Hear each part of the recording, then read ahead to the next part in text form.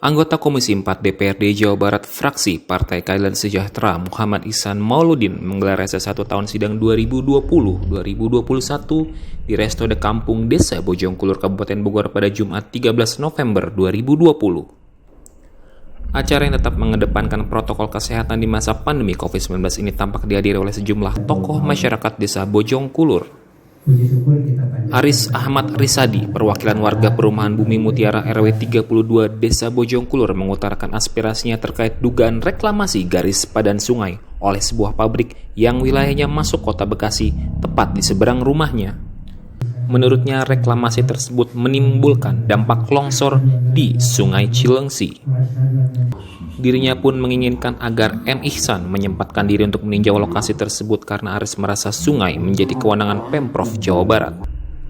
Ada pula aspirasi yang masuk dari Bayu Ahmad Wahyudi selaku Kepala Dusun 4 Desa Bojongkulur. Dirinya menyampaikan bahwa Sungai Cilengsi dan Cikias ketika musim kering tiba, bau sungai sangat tidak enak. Namun ketika musim hujan datang, sungai menimbulkan banjir dan longsor. Selain masalah banjir dan longsor, Bayu juga menyampaikan masalah supremasi hukum terkait perusahaan-perusahaan nakal yang membuang limbahnya ke sungai agar ditindak tegas. Menanggapi dugaan reklamasi garis sebaran sungai oleh salah satu pabrik di wilayah kota Bekasi, M. Ihsan menegaskan bahwa perluasan lahan industri ini jika betul adanya, Ihsan akan meninjau langsung lokasi tersebut. Dan M. Ihsan pun akan mengkomunikasikan hal ini dengan Dinas SDA Pemprov Jawa Barat. Jika terbukti melakukan pelanggaran yang menyebabkan badan sungai menjadi sempit, maka dirinya akan mengajukan ke penegakan hukum di Dinas Lingkungan Hidup di BPSDA. Komisi 4 seperti apa, Pak? Ya, tadi kita dapat aduan dari salah satu warga di Bumi Mutiara adanya perluasan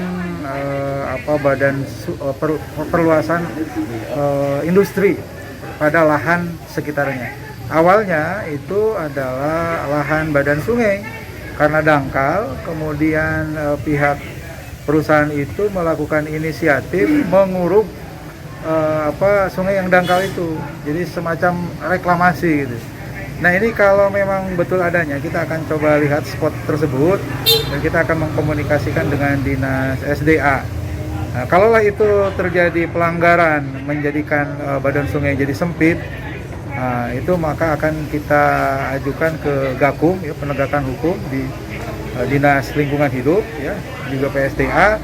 Mungkin juga nanti bisa didorong temuannya ke Kementerian PUPR atau BPWS, ya, di pusat.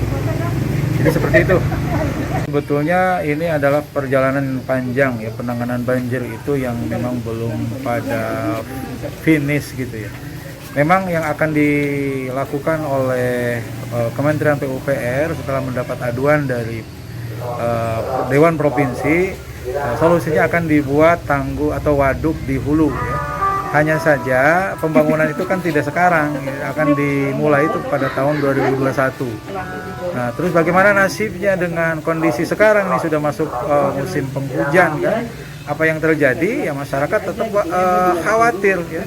Ketika hujan itu dia harus segera mengamankan aset-aset yang ada di rumahnya, ya, ataupun dia harus siap ngungsi dan sebagainya.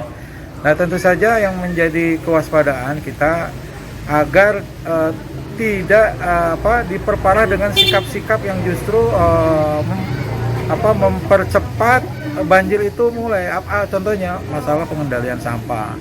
Ya, sampah-sampah yang di sekitar ini juga salah satu kontribusi kenapa banjir itu cepat muncul, ya, karena tersumbat, kemudian alirannya juga terganggu, sehingga apa yang terjadi ketika curah hujan cukup besar, ya, maka dampaknya adalah kepada warga itu sendiri gitu ya.